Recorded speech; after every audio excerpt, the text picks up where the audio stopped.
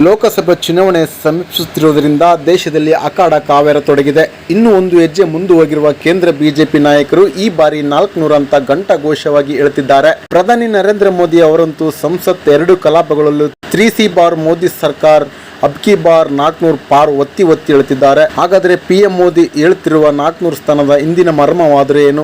ಮೂರನೇ ಅವಧಿಯಲ್ಲಿ ಭಾರಿ ಬದಲಾವಣೆಗೆ ಕೇಸರಿ ಕಲಿಗಳು ಬಿಗ್ ಪ್ಲಾನ್ ಮಾಡಿದ್ದಾರೆ. ಈ ಬಗ್ಗೆ ಇನ್ನಷ್ಟು ಮಾಹಿತಿ ನೀಡುತ್ತೀನಿ. ಅದಕ್ಕೂ ಮುನ್ನ ನಮ್ಮ ಚಾನಲ್ ಸಬ್ಸ್ಕ್ರೈಬ್ ಮಾಡಿ, ಕಮೆಂಟ್ ಮಾಡಿ, ಹಾಗೆ ಲೈಕ್ ಮಾಡಿ, ಶೇರ್ ಮಾಡಿ. 2024ರ ಲೋಕಸಭಾ ಚುನಾವಣೆಯಲ್ಲಿ NDA ಅಧಿಕಾರ ಹಿಡಿಯುವುದು ಬಹುತೇಕ ಖಚಿತವಾಗಿದೆ.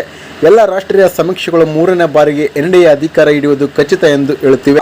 ರಾಮ ಮಂದಿರ ಉದ್ಘಾಟನೆ ಬಳಿಕ ದೇಶದಲ್ಲಿನ ವಾತಾವರಣವೇ ಬದಲಾಗಿ ಹೋಗಿದೆ. ಅದರಲ್ಲೂ ವಿಶೇಷವಾಗಿ PM ಮೋದಿ ಈ ಬಾರಿ 400 ಅಂತ ಪದೇ ಹೇಳುತ್ತಿದ್ದಾರೆ.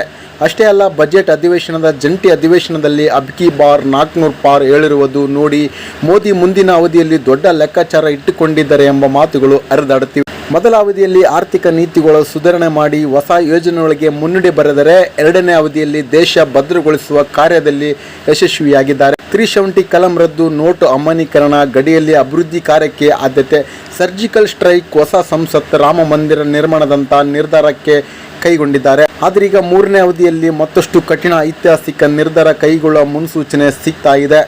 ಅಂದರೆ ಮೋದಿ ಕೇಳ್ತಿರೋದು NDAಗೆ 400 ಸ್ಥಾನ, BJP 370ಕ್ಕೂ ಹೆಚ್ಚು ಸ್ಥಾನ, ಅಂದರೆ 2/3 ಬಹುಮತ, ಅಂದರೆ ವಿಶೇಷ ಬಹುಮತ ನಿರೀಕ್ಷೆಯಲ್ಲಿದ್ದಾರೆ ಪ್ರಧಾನಿಗಳು. ಸಾಂವಿಧಾನಿಕ ತಿದ್ದುಪಡಿ, ಸುಪ್ರೀಂ ಕೋರ್ಟ್ ನ್ಯಾಯಾಧೀಶರು ರಾಷ್ಟ್ರಪತಿಯನ್ನು ತೆಗೆಯಲು ಗಂಡಾಂತರ ಎದುರಾದಾಗ ದೇಶದ ಮೇಲೆ ತುರ್ತು ಪರಿಸ್ಥಿತಿ ಹೇರಲು ವಿಶೇಷ ಬಹುಮತ ಬೇಕಾಗುತ್ತದೆ.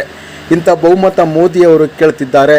ಅಂದರೆ ಏಕ ನಾಗರಿಕ ಸಂಯುಕ್ತ ಜನಸಂಖ್ಯೆ ನಿಯಂತ್ರಣ ಕಾಯ್ದೆ ವಿಶೇಷ ಅಸ್ತ್ರಗಳನ್ನು ಪ್ರಯೋಗಿಸುವುದಕ್ಕೆ ಮೋದಿ ಚಿಂತಿಸುತ್ತಿದ್ದಾರಾ ಎಂಬ ಮಾತುಗಳು ಕೇಳಿ ಬರುತ್ತಿವೆ. ಒಟ್ಟಿನಲ್ಲಿ 1000 ವರ್ಷ ನೆನಪಿಟ್ಟುಕೊಳ್ಳುವ ಐತಿಹಾಸಿಕ ಬದಲಾವಣೆ ತರುವುದಕ್ಕೆ ಪ್ಲಾನ್ ಮಾಡ್ತಿದ್ದಾರಾ?